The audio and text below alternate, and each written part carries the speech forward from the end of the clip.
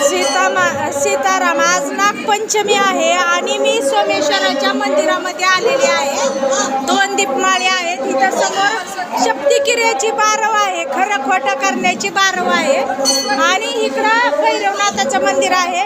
प्रथम पूजा नंदीची, दुसरी करावी सोमनाथाची,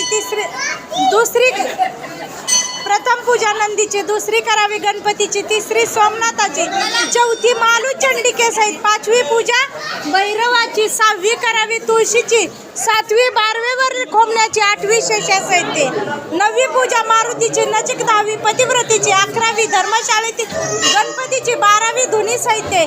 या क्रमे करुणी पूजन, सोमसूत्री प्रदक्षिणा 11 करून मग घ्यावे शिवदर्शन. स्थिर चित्त करून या.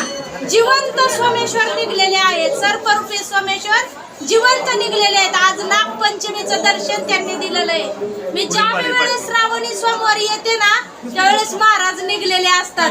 मला खूप मनापासून आनंद आहे. महाराज कल्याण करा आपल्या भक्तांचं, तसंच माझेही. जय श्री सोमनाथ, जय श्री सोमनाथ. पिल्लू माझा ग, फ्लॅश नका, फ्लॅश नका, डोळ्यांना त्रास होतो देवाचा. बिगर फ्लॅश अगं बाई माझं ग पिल्लू. आहे का नाही, सुंदर आहे का नाही.